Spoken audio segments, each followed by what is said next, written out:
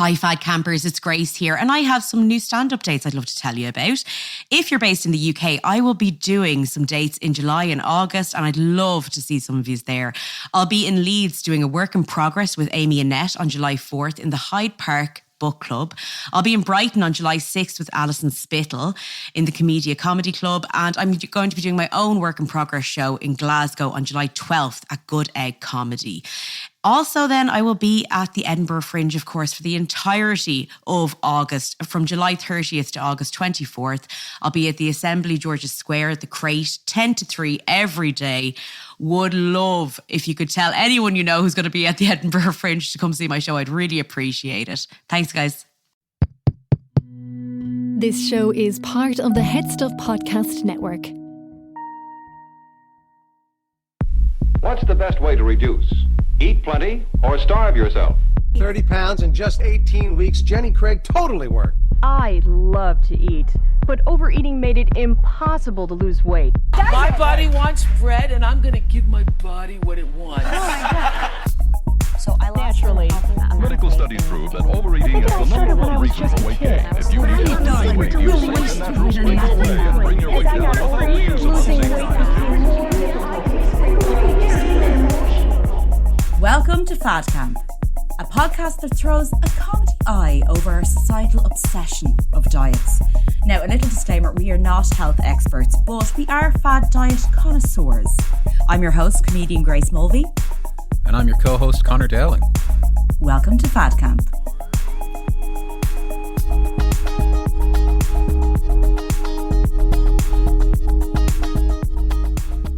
Right, Conor, okay.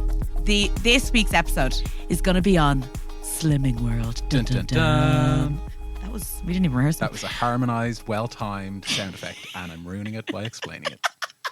And I love it. Ever since you decided to get a gastric bypass, you really over-explain things. It's a new year, new me, no stomach. Imagine I was like, new year, new me, 4 stomachs, like a cow. So, Slimming World. Conor, do you know much about Slimming World? Not much. Okay. At all. You didn't go near it? You never attempted it? No. Okay. I know from people in my life who've been to it, it just sounded almost like an alternative, but probably the exact same thing as Weight Watchers. Weight Watchers. Here's the funny thing. Slimming World and Weight Watchers, I feel like they're a bit like Lidl and Aldi. Right, okay. There's always like one near the other one, like across the road. No way, really? Well, no, I mean... Is there like a drive-through? I'd love if there was a drive-through. Drive-through weighing. Yeah. They weigh the entire weight of your car and you, and then they subtract the weight of the car, and what's left is you. Yeah, and then they take food out of your car. Unlike other fast food restaurants. They go through your shopping. Yeah. You go to Lidl, you get your shopping, you drive to the drive-through window, and they go, okay, you can't have this, you can't have this, and they take all of that and give it back to Lidl. A young man just reaches into your car and takes out your food, and then you're like, perfect, this is a new diet. It's important that he's a young man in this scenario. I feel like... I'm sorry I added a little adjective to give more detail to your story. Okay, so Slimming World, particularly for maybe our non-Irish or UK listeners, they may never have heard of Slimming World, okay? And they're lucky, am I right, ladies? And they're lucky. Right? So Slimming World is a Derbyshire English-based weight loss organisation that was founded in, guess where, Derbyshire, in 1969 by Margaret Mills Bramwell. Margaret, she's my girl. Margaret Mills Bramwell is the most English-sounding name, who remains to this day the chairman or person of Slimming World, which is very unusual. Because Weight Watchers was set up by another woman as well, Jean. I think her second name is Neerditch, but she didn't remain in control of Weight Watchers for the entirety of its run. But Slimming World is still in. Margaret is still in charge of Slimming World. Okay, so just to give you a little bit of background, I have done Slimming World, okay? And I have some interesting stories to tell. Fabuloso. Pandora's box is about to be open. But here, just to give you a little insight into what Slimming World is. This is from the Slimming World Manifesto 2020, Hit me. which we were all on the edge of our seats waiting for. I need it in my brain now and in my ears. I want this manifesto. Slimming World is now the UK's largest independent weight management organisation. They hold around 19,000 weekly groups across Britain in England, Scotland, Wales, Northern Ireland, and then separately the Republic of Ireland, run by a network of 5,000 community-based Slimming World consultants. More than 900,000 members attend groups in community venues each week, and up to 70,000 members use the digital Slimming World online service. Okay, so this is a huge weight loss. It says I always love that weight loss companies always say weight management organization. I was like, how are you managing someone's weight? It's like the mob with waste management. You know? There's something shady going on with this management. What are you doing with all of our weight? Yeah. Slimming World is the Tony Soprano of the weight loss world. And you can quote us on that. And I hope some major news organisation does. I hope no one comes after us. Is what I'm saying. Allegedly, the Tony Soprano of the weight management world. So kind of the underlying principle of Slimming World is eat what you want as long as it's within reason. Of course, they've actually never understood my personal reasoning. Do they define what's within reason? Well, this is the thing, right? So I'm going to go into it. More than 5 million slimmers. That's what the Slimming World people call their... What'd you call me? Slimmers. You called me a slimmer? You're making fun of me. But, you know, like basically their members, they call slimmers, okay? So more than 5 million slimmers have signed up over the years, they calculate, and have shed more than 60 million surplus pounds. Whoa. Whoa. And that was just one guy. Whoa. He is like deficit 60 million pounds. I think he's dead. Margaret says, we came along at a time when people were becoming more and more concerned about the way they looked in nice fashions and, crucially, how weight affected their health. And just jog my memory, unless you said it at the start, when was this? 1969. 1969, Summer of Love. Yeah. Margaret wasn't loving herself. So there's Woodstock, there's, JFK, and then there's Slimming World. There's Woodstock, Jimi Hendrix, and Margaret came along to set up Slimming World. Margaret herself had been a chubby child, according to her parents. In her teens, her weight began fluctuating wildly, and when at 16 she became pregnant and married, it began to soar. In fact, she was twice the size she is today and feeling terribly miserable. I looked for help. There was already another slimming group, which is still around today. I wonder what slimming group she's talking about. What could it be, Margaret? So cryptic. But when I went to their meeting, I felt even worse, as if they were just hectoring and judging and then shaming you if you didn't meet the targets they had set. Those bastards. It seemed to me that overweight people deserved a gentler approach. Thank you. Thank you, Margaret. You're doing it for us. So basically, her whole ethos was there wouldn't be any, and this is a quote from her, there wouldn't be any guilt or humiliation. They would join a club to be treated like adults who wanted to slim, not like naughty school children. What could possibly go wrong? The company itself doesn't reveal its profits, and she herself is coy about her own wealth, but nobody blinks when you suggest it would run in the many millions. Okay, now she is considered, like right now, a millionaire herself. Has she been taking everybody's pounds? Yes, she took the 60 million surplus pounds.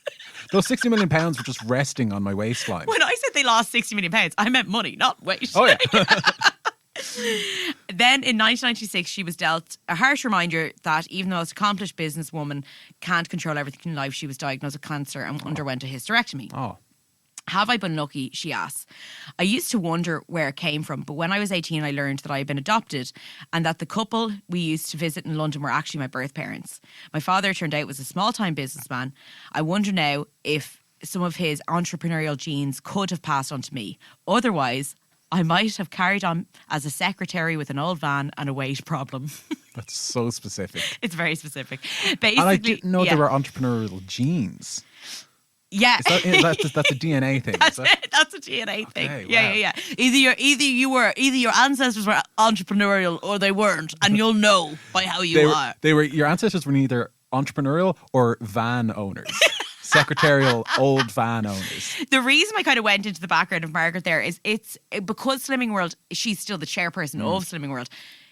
you need to know a little bit about the person who created it. The fact that she's still very much involved. Wait, but she set this up in 1969? Yeah. So that's like 52 years ago. Yeah. She's still on the board, or she's still at the head of things? Yeah, Wow. I know, yeah. I think she was quite young when she set it up. Amazing. Yeah. So, like, listen, I mean, fair play to her, like, for doing everything like that. But it kind of almost shows you a bit of the ethos, like, a Slimming World being still, like, now, the largest UK weight management company. Like, that's for one person to still kind of be the chairperson of it, to just show you that she probably is very much involved, okay? So, just, I suppose, what Slimming World is, okay? We're all very aware of the Weight Watcher points, the Weight Watcher points system, okay? A lot of people would have heard about it.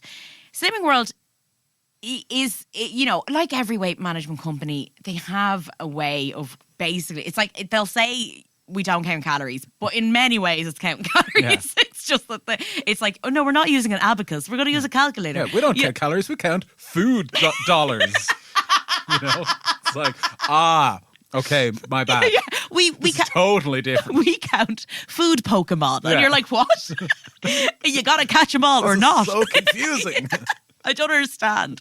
So, okay, designed to be easy to follow for all, the rules of Slimming World are quite simple. Okay, the basis of the diet is called food optimizing. Have you ever heard of food optimizing? Food optimizing. I think I've experienced a version of this where, oh shit, maybe I don't know, maybe I'm wrong, but is it kind of like eating like as much food as possible with the lowest amount of calories possible? Essentially, yes. Yeah. You're kind of right. Like, food optimization is like what they're trying to do is like make you with every meal pack up your meal with like low calorie, high density foods, you know. But then be like, but you could also maybe have something delicious with it.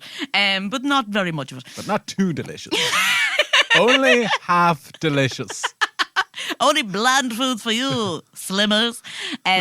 So when Slimming World talk about food optimizing, for them entails 3 groups, okay? You got free foods, healthy extras, and sins. Yeah, love it. Just for everyone, sins is what I'm saying. Get religious on this. Just coming out of Christmas, let's get religious. Ever see that movie Seven? Yeah. The killer who kills on the 7 deadly sins. Yeah, Margaret wrote that film. Went to Slimming World. Free foods, okay? The category of free foods is, as you can imagine, you can eat unlimited quantities of this, okay? These include your favourites, fruit and veg, you know yourself. Unlimited fruit and veg. But Slimming World also offer unlimited rice and pasta. What? But not bread. Very important. That is so... Oh, wait, unlimited fruit and veg, unlimited rice and pasta. Yeah, but not bread. The reason I'm saying but not bread is that there's definitely, every single person goes, and bread? No, not bread.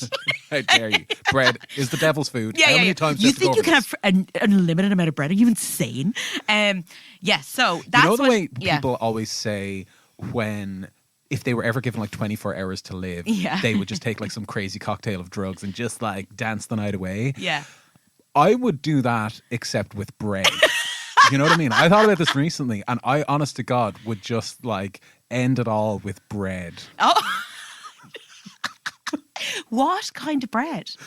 All kinds of bread. Well, is it like a melody? Is it dry, toasted? It's butter? Are you talking? What are we talking? You see, the thing about bread is it's a beautiful canvas. It's first class. For you to paint upon it with any culinary delights you can imagine. It is. It really is. No, it's a rich tapestry of comfort and delight. I love that you would go. You'd leave this world during the apocalypse of bread. Well, then you wouldn't love this Slimming World, Connor. Okay. Okay. So the fact that they have unlimited rice and pasta is obviously something that sets Slimming World apart from most other diets. That's amazing. Okay. Unlimited pasta. This is run by Tony Soprano. Cut that out. Cut that out. Maybe Tony Soprano does run Slimming World. This Margaret woman, doesn't she's just a face. Okay.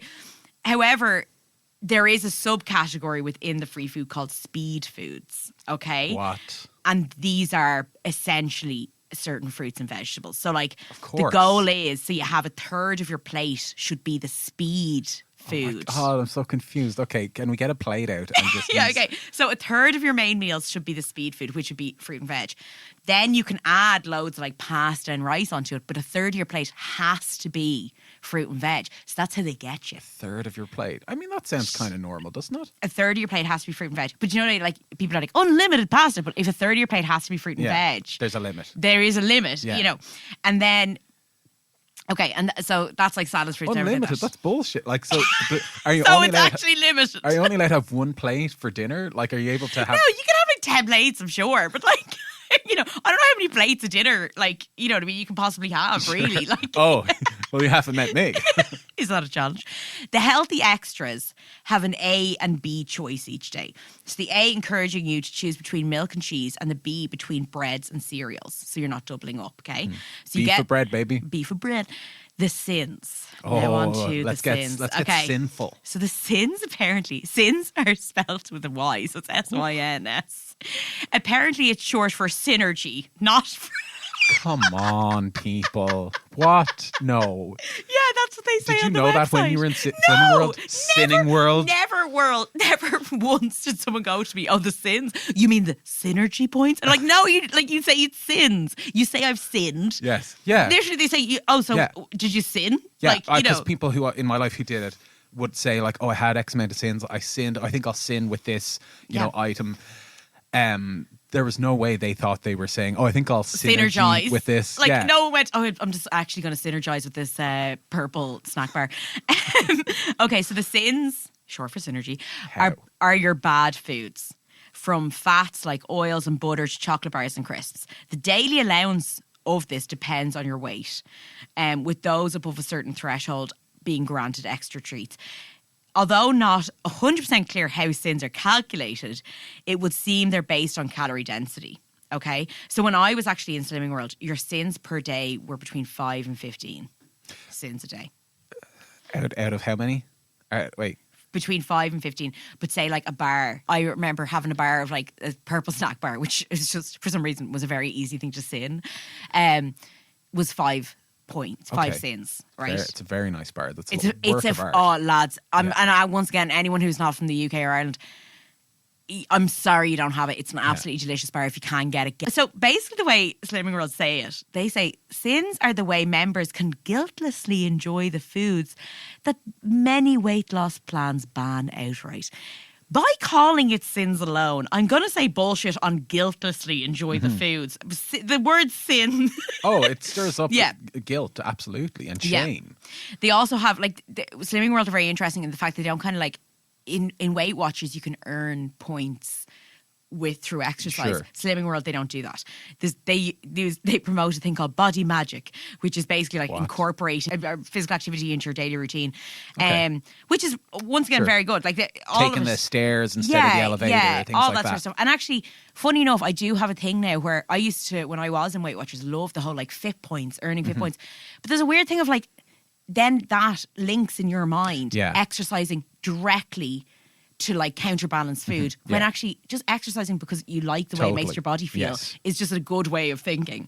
Because it also makes you go, if I eat this, my exercise was useless. Yes. You know, if I exercise, then my I can feel okay about my food. Exactly. It's that whole thing of like earning food that you feel like if you exercise, you're earning like a food. trained puppy.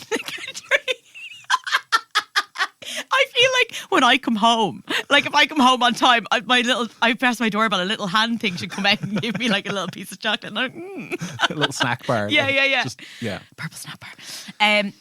So like every other diet we talk about, Conor, I could find no statistic or evidence of long-term weight loss with this diet. Lots of short-term weight loss, like, you know, like the websites covered in success stories, all of these like articles and papers showing people who've like lost 17 stone through this. But once again, no, like nothing that's like, that was 5 years ago and they're still, you know what I mean? Like happy out. Like once again, it's already short-term weight loss is, you know, seems to be the results that are given. In a 2014 study by the National Institute for Health and Care Excellence, lists Slimming World amongst the like kind of most effective weight loss programs for 12 to 18 months. So that's interesting. 12 to 18 months. Yeah. Yeah. So basically a year to a year and a half is what they're saying.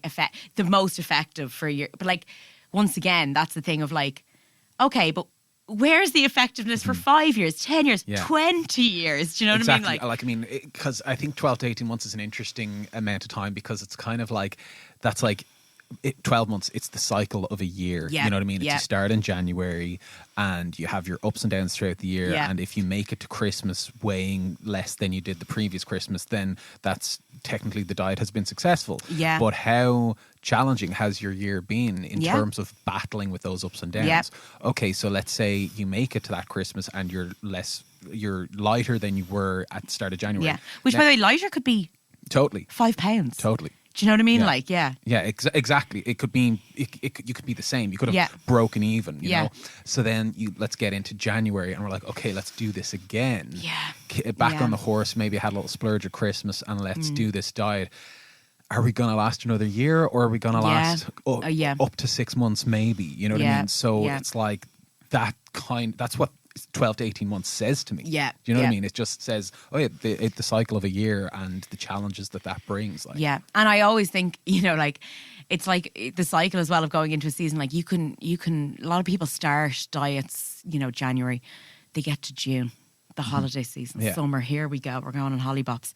That's probably when it starts to fade off again because you're just like, yeah, I want to enjoy myself. And being on these diets, once they get repetitive as well, when you come to it's like, oh, here we go. I have to bloody talk about that I'm gonna make a bowl of Cork with some chocolate powder and make a mousse. I can never get over that. And this was one of the big ones. Slimming World was one of the big ones for the chocolate mousse. Yeah, that's a fucking sin if ever I heard. No. So Conor, this is the thing. Right? No, but I don't mean like one of their sins. I just mean it's a sin to make somebody eat Cork and what cocoa powder, cacao powder.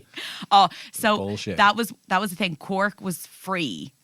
Cork is like a sort of like, I can't even describe it. You can eat as much of it as you can stomach.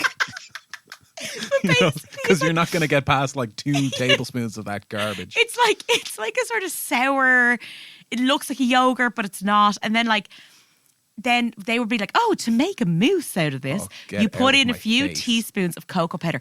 How dare they? How dare you tell me that tastes anything that should be edible? This takes me back to my cottage cheese days. Oh. You know, like those were some dark times. Oh, God. You know, the cottage cheese, like the spoon of cottage cheese. Oh, get it into your scrambled eggs. No, thank you. No, do you know what, Conor? Do you know what always gets me? I remember one time I was starving and it was like, I was on Weight Watchers or whatever, and I was starving at the end of the bloody day, and I used up all my bloody points, and I was like, I had a tin of like pineapple slices in juice. I don't like where this is going.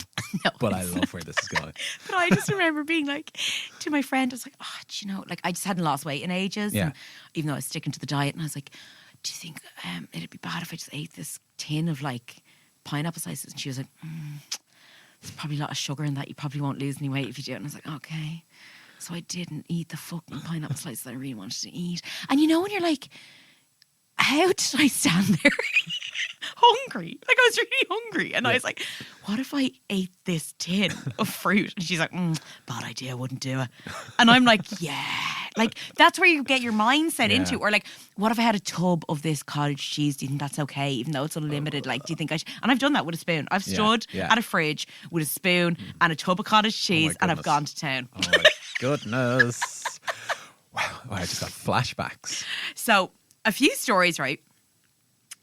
So like basically, you know, listen, Slimming World, as I said, you have the food optimization. So you have your free foods, you have your healthy bees, which is basically like a bit of dairy or whatever. And then like you have your sins, okay? Mm-hmm. And like they want you to use everything up in a day, essentially. They don't like you can kind of collect your sins over a week, but they kind of don't promote that. They're like, it's better to kind of use it day to day. But listen, it's just the whole thing of like, one thing about the meeting, it's €1 cheaper, and I don't know if this is still the truth, it's €1 cheaper than Weight Watchers. So that was always the big selling point of Slimming World, that you got €1 off every week. You go in, you get your weigh in, same as usual. But in the Slimming World, you sit in your meeting and they ask every single person how they did that week. Now, you don't have to be like, oh, I lost a pound. You know, you can't, but a lot of people do. Okay. But it's more like... Do they weigh you there or no? Yeah, they weigh you there. Okay. Yeah, and then you sit down for your meeting. Okay. But they ask every single person how they did. Like Okay. every single person Yeah. in the meeting. Yeah. So it's like, Grace, how did you do this week? A good or bad week? And I'm like, maybe good week, maybe bad week. You know, it's a very, like, I found that kind of tough because at least it was different for Weight Watchers because Weight Watchers, they'd like, you kind of volunteer whether you wanted to talk or not. But in Slimming World, it was very much like, how are you getting on? And sometimes people would divulge quite a bit. You could tell that they would go into quite big detail, particularly if they had like, some people, if they'd had a good week, everyone's like obviously like on cloud nine, delighted. But if they'd had a bad week, you could really feel it in the room. And like, it was very interesting to me, the kind of dynamics of it, because like you could see how some people would just be like, yeah, I don't know what happened. I thought I was doing fine, but maybe, and then they'd be like, maybe you're having a bit too much pasta. Are you really giving a third of your plate to the vegetables? And like, it was so hard because I was like, give me some measurements. Like, are you measuring it? Like, how am I meant to do this? We've been using a saucer. When we say a plate, we mean like one of those tiny saucers. But like, Grace, like, I mean, so from the outset, when you said that our pal Margaret, her thing was to create an atmosphere, you know, in a weight management group where people no judgment. No judgment. People weren't being like shamed or embarrassed or ridiculed or anything. Not ridiculed, but like, you know, feeling like on display like that. In this environment where you're kind of asked about your week, like what's the vibe there in your experience? Oh, like? it was very communal. Like it wasn't, but you know, I think what's funny is, and I find this in all sort of weight loss management things I did, if you went to someone, no, I actually stuck to it. Yeah. And I didn't. Yeah. It would either be like, are you on the rag? And you'd be like, no, you know, so can't blame a period. Oh, but then they'd be like, are you sure though? Did you do that? And there's just that hint of like, but are you sure? Because this works. And you're like, well, actually, it doesn't work for everyone because everyone has different bodies. But also at the same time, we know diets don't continually work. So it's kind of like naive to go, but it works. So what are you talking about? Like, it totally works. So, but there was a nice sense of community. However, that sense of community can be very distracting. So, within Slimming World, like Weight Watchers, tons of products that you can buy. The bars of dust, bags of dust. You know, they somehow make the most delicious things that are like the size of your fucking little finger. And you're like, oh, this is €5. Yeah, I'll eat it. It's only a sin. So, you know. I'll have 20, please. I'll have 20, please. But you know what I mean? Those things where it's like, you know, a Rocky Road Slimming World bar that you're just like, oh my God, that's so tasty. But it's like literally the size of like a contact lens. And then you're like, oh my God, give it to me. So there was lots of that sort of stuff and everything like that. But, right, there was lots of online groups. So once again, everything's gone online. You have like community groups. So your group that you go to every week will be online. There's the mashed... Now, anyone who's been in Slimming World might have heard this. The mashed or mushed banana theory, right? In Slimming World, okay? So there's a few things that have happened, like where... What? Something that is healthy, considered healthy, in another diet. Yes. In the diet you might be in is like, oh my God, you had that? That's things insane. like avocados and coconut oil and, you know. So the mashed banana theory is, it's kind of famous in Slimming World culture. So basically, by Slimming World rules, a whole banana is free. It's a free food. It's like, you know, like it's a free food. But a mashed or mushed banana, say for example on toast or in a smoothie, is 5 sins. What on earth? What is this? This is so some weird despite glitch. being the exact same nutritional value, the sin points varies if you eat it whole or break it down. Okay. Right? So basically it's this whole thing of like, it releases more sugar if you mash it. What? Right? Yeah, Is that not what your mouth is doing when you eat it? Is your mouth not like the world's #1 masher of bananas? Like, oh my God, Connor, I did not even think that. Grace's mind is like face crack of the century blowing my mind up. is actually bloody blown. I mean, your mouth is a natural masher. You're just mashing it before you eat it, before you put it in your mouth. But in a normal way, you're mashing it in your mouth and then swallowing it. Yeah, but that's the thing. So this has been like my brain hurts. So yeah, if you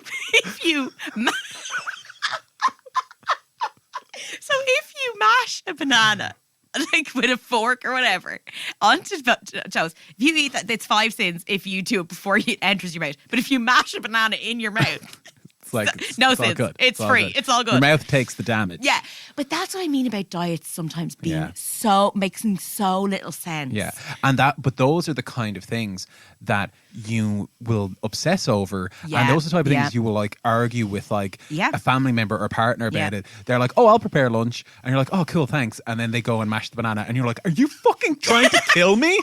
You're trying to kill me with this mashed banana bullshit? Like, what? That's 5 sins." I'm like, I want a divorce. you know what I mean? Yeah, It's like yeah, that kind of yeah, shit yeah. that drives you mad. Yeah. You know. No, I always remember when I was doing another weight loss program.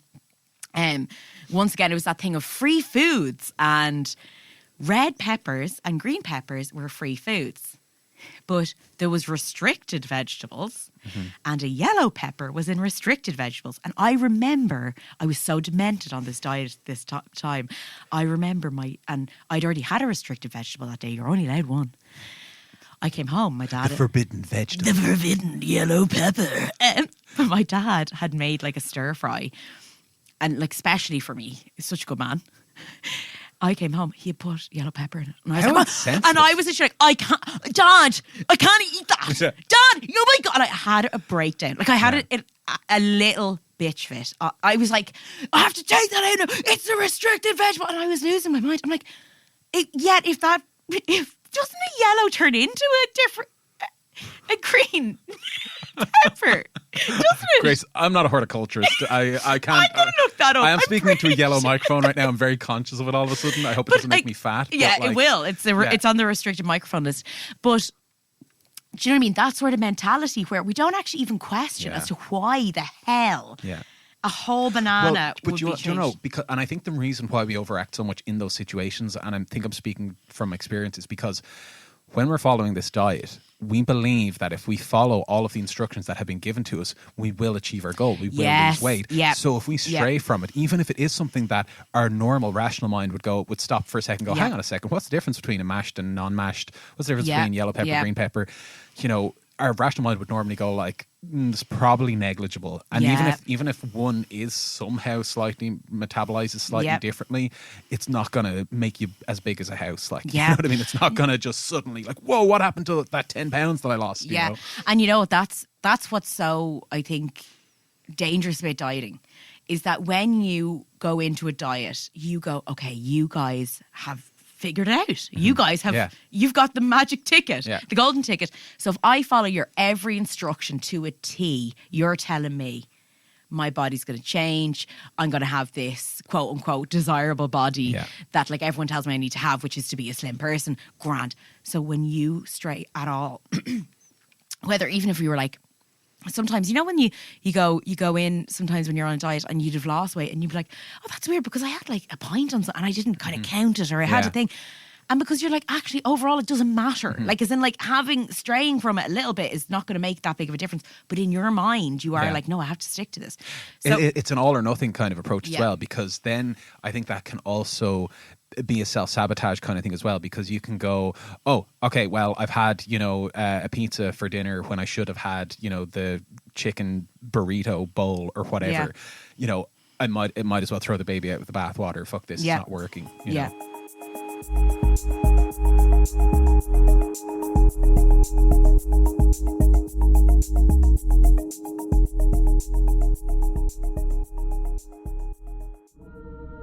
in the name of the Slimming World Father, Slimming World Son, and Slimming World Holy Spirit.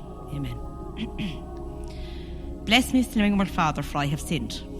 It has been 1 week since my last food diary confession. Have you gained or lost, my slimming child? I have gained, Slimming Father. I have gained 2 pounds. How did such a tragedy occur, my slimming child? Did you eat the sinful chocolate? No. Gorge on sinfully delicious crisps? God, no, of course not. I don't know, Slimming World Father. I don't know, I didn't... Spit it out, slimming child. No, Slimming Father, please, I couldn't. Spit it out of your fat mouth. I mashed a banana. Oh, God, I'm sorry, I mashed a big bloody banana onto some toast as a treat with a cup of tea. I didn't know it was 5 sins. In the name of the Slimming World Father, the Slimming World Son, the Slimming World Holy Ghost. My Slimming World child, I sentence you to kale.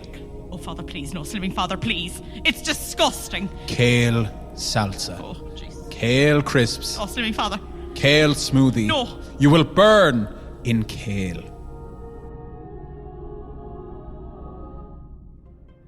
The Podcast Studios is the home of the Headstuff Podcast Network. It's where lots of our shows are recorded and we work on editing, promotion, videos, live shows and lots more.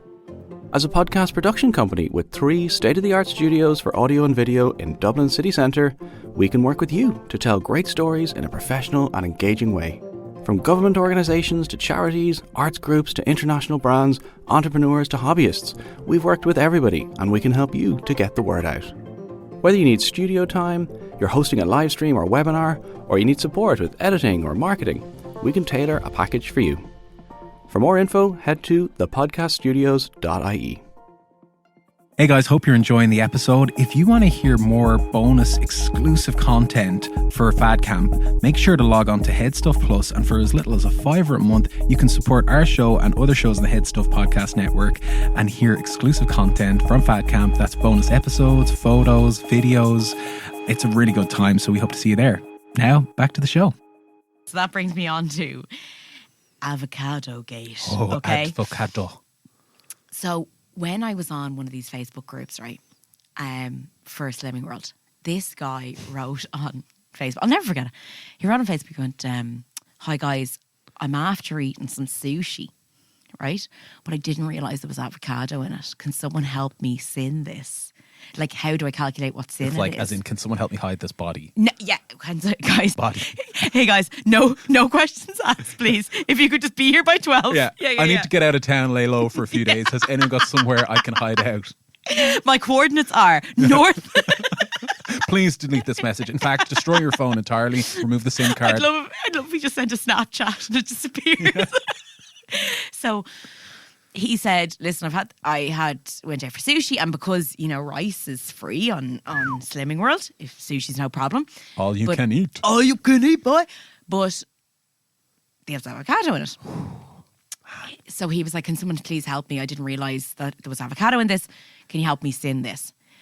And the responses from people were like, blew up. He was like, is this really bad? And people were like, oh, I'm really sorry, but like, if there's avocado in it, it's like, it's really bad. It's bad news. They worked out that it would have been about 54 sins in the sushi that he ate, right?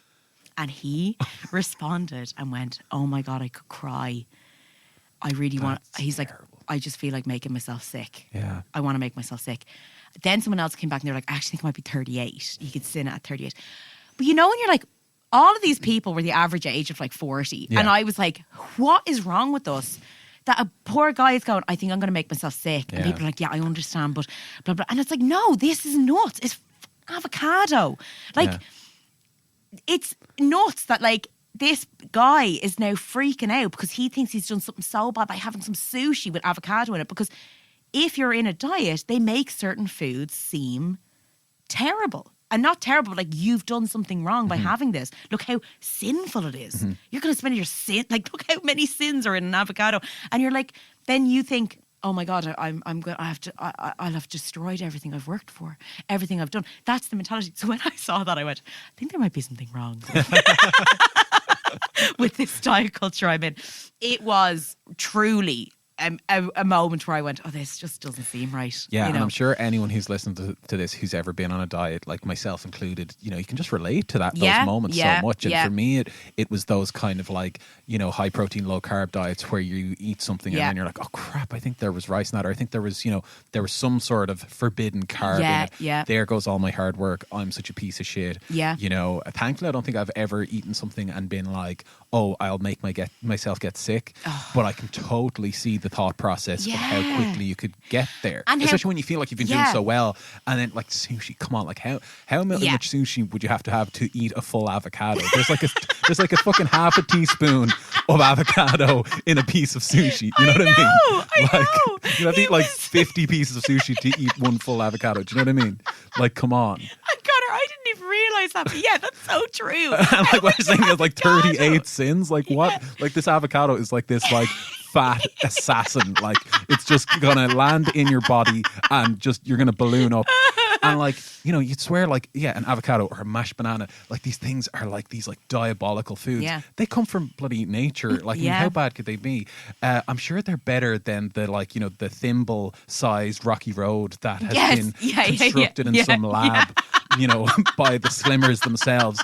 You know what I mean? It's the same lab that came up with like the vaccine or something. Yeah, exactly. It's like it injects a rocky road into your bum, so it just bypasses your stomach and just goes straight into your bloodstream. It's the whole thing of good foods and bad foods, and that's something that like a lot of the criticisms that I found online about Slimming World were, if you have things like sins, which are associated then with quote unquote bad foods, and free foods, which are associated with quote unquote good foods. First of all, it doesn't teach anyone about portion control, because suddenly it's like, oh, this rice and bad free for all, go nuts, have a great old time. But then these things, oh God, butter, or like things that like would really kind of satisfy you. Staple foods. Staple food, but like that would really like make a meal. You know what I mean? Yeah. Like actually make a meal delicious. Yeah. You're like, oh, you can't have that. Like that would be terrible to have, but you can gorge. Yeah. It's like, can I have the sandwich with no bread, please? Yeah, yeah. It's basically the same thing. It's all of the same filling of the sandwich. That's a paleo sandwich. Yeah. But yeah, it was just an interesting, like, again, I actually never, like on all these diets, I'd always like have some success at the beginning. With Slimming World, I never had success. I could never understand it. I actually couldn't understand the whole like rice and pad. Like I was always like, didn't understand what was going on.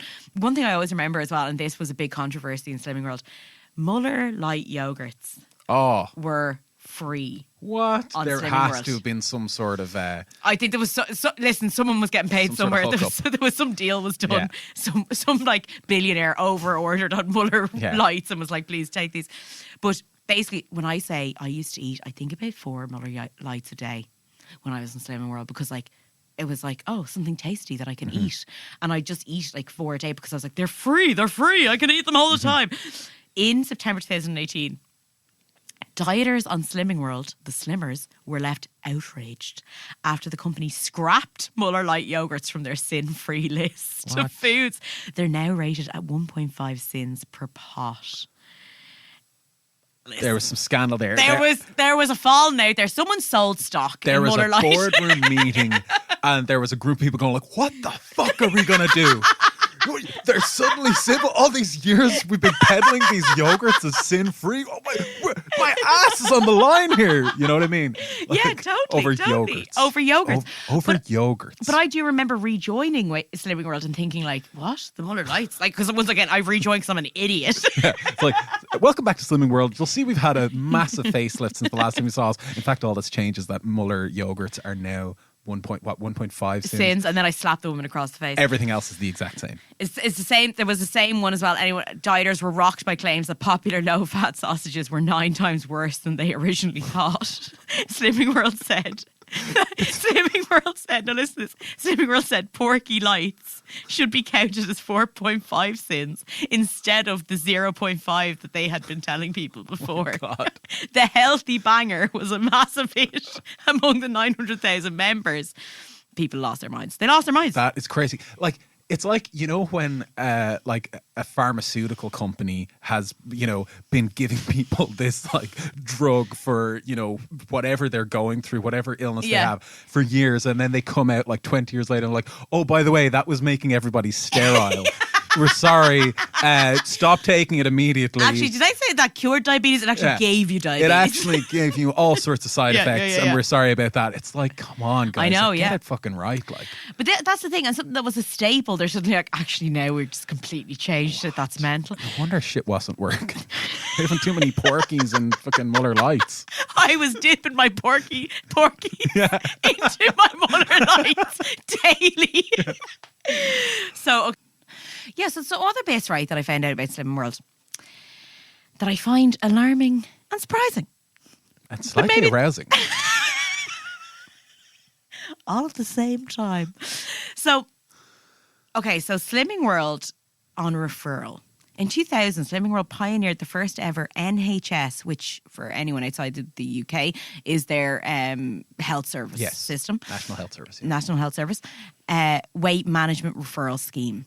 So the NHS used Slimming World as a weight management referral scheme, enabling health professionals to refer overweight patients to Slimming World groups to manage their weight. Slimming World now works in partnership with a range of health providers. I mean, what an endorsement. Sorry to interrupt. Well, the cost of these is subsidised by Slimming World. Studies show NHS patients who are referred lose an average of 4% of their body weight in 12 weeks.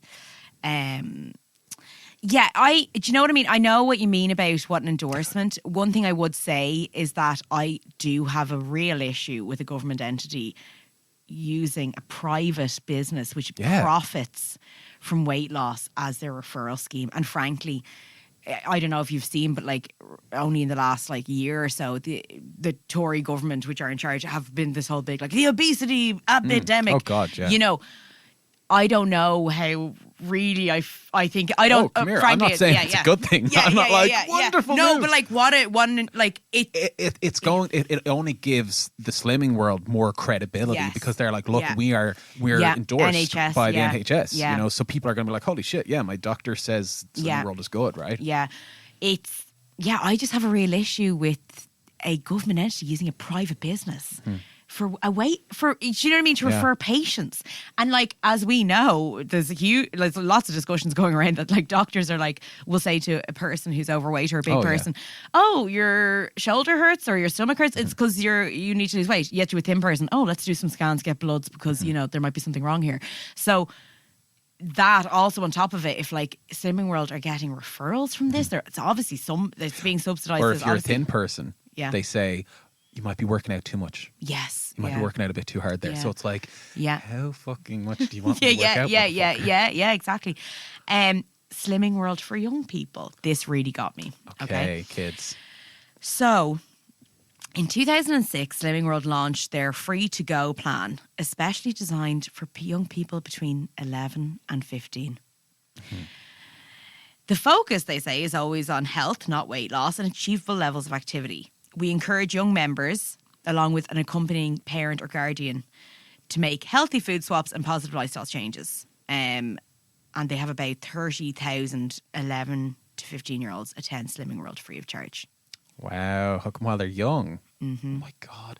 And you see, the sad thing is people out think they're helping in some way, you know, because young people do struggle with their weight, but is this the right way to go? Like, you know. But even struggle with their weight, like I do have an issue with that because it's just more of that thing of like, if a kid is bigger, why is it like you have to lose weight?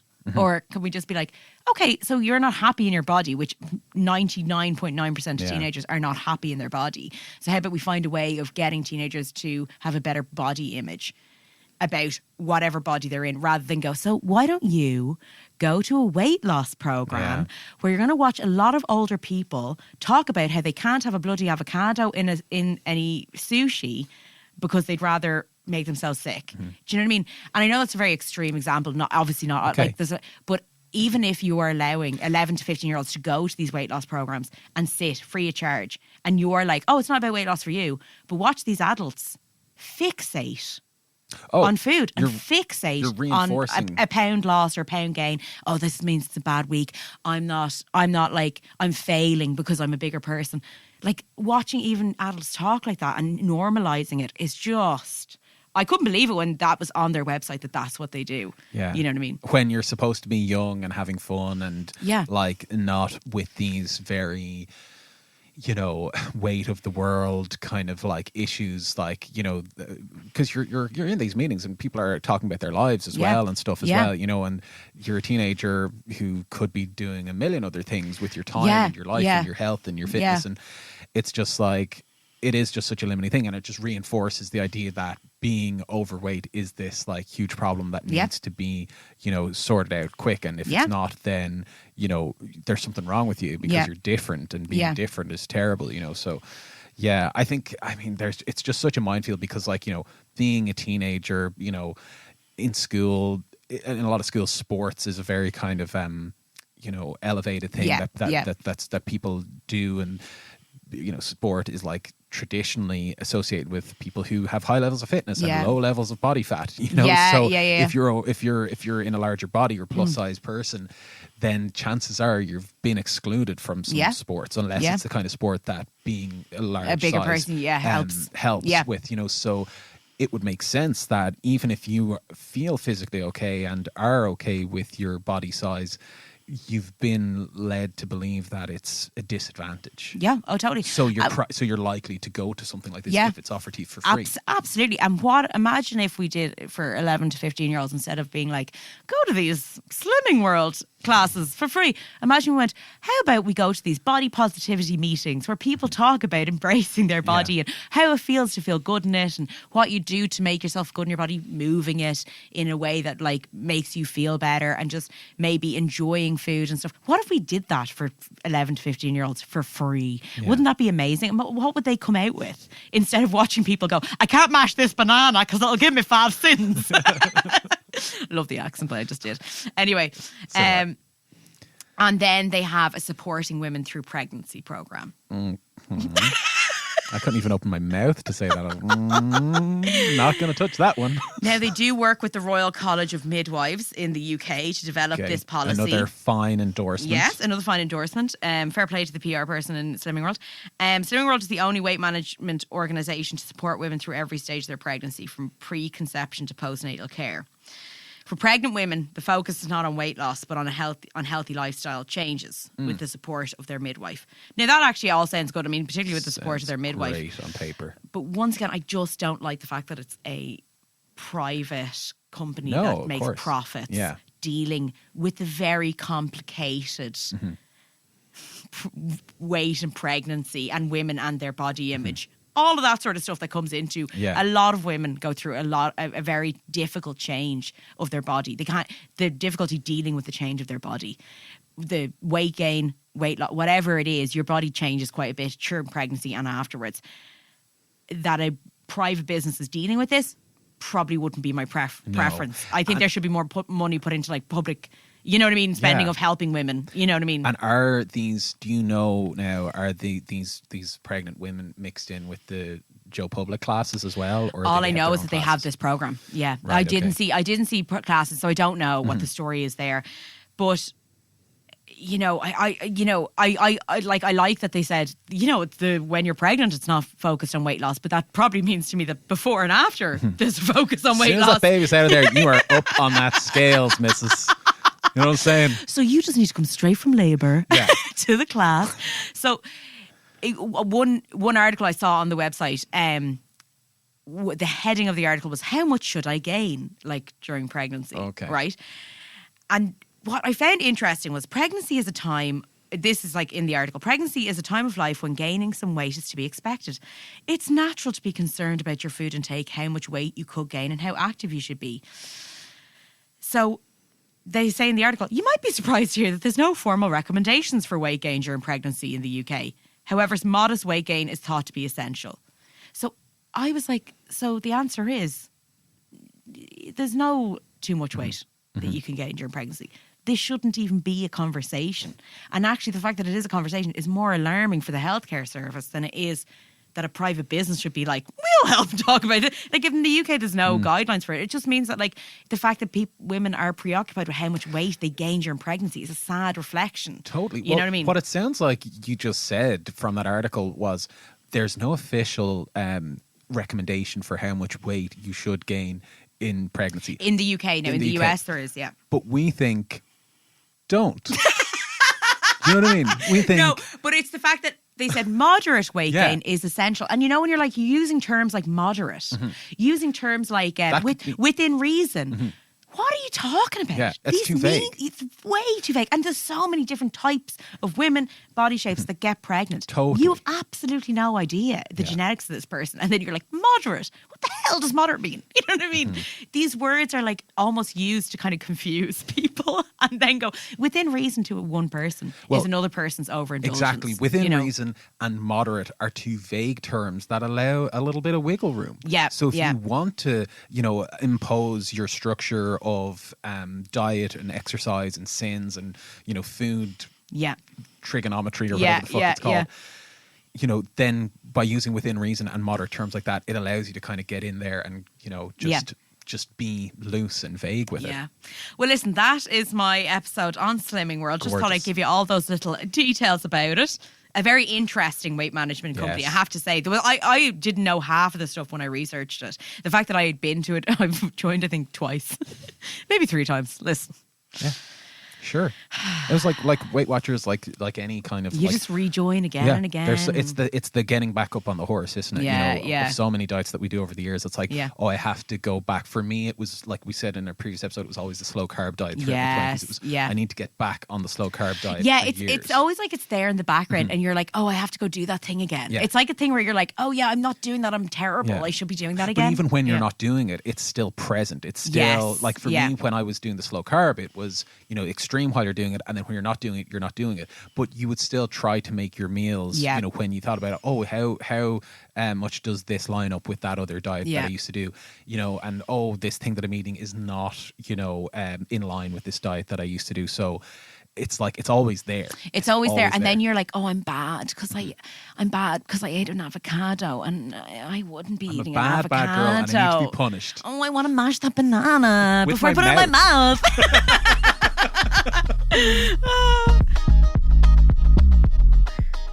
Thanks for listening to this episode of Fad Camp. As always, we want to thank our producer, Darren Lee. If you enjoyed this episode, please feel free to review us on iTunes, Google Podcasts, or wherever you listen to your podcasts. Great ratings and reviews really help more people find the show, and it would mean a lot to us. Make sure to share the episodes with friends and family or on your social media. Every listen helps. And we absolutely love hearing from our listeners, so please get in touch with any of your diet stories on fadcamppodcast@gmail.com.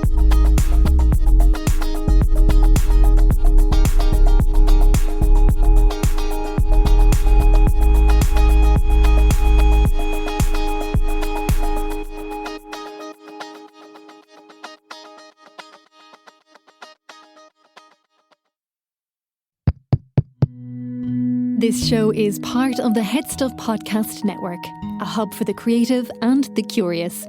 Shows are produced in association with Head Stuff and the Podcast Studios Dublin. Find out more or become a member at headstuffpodcasts.com.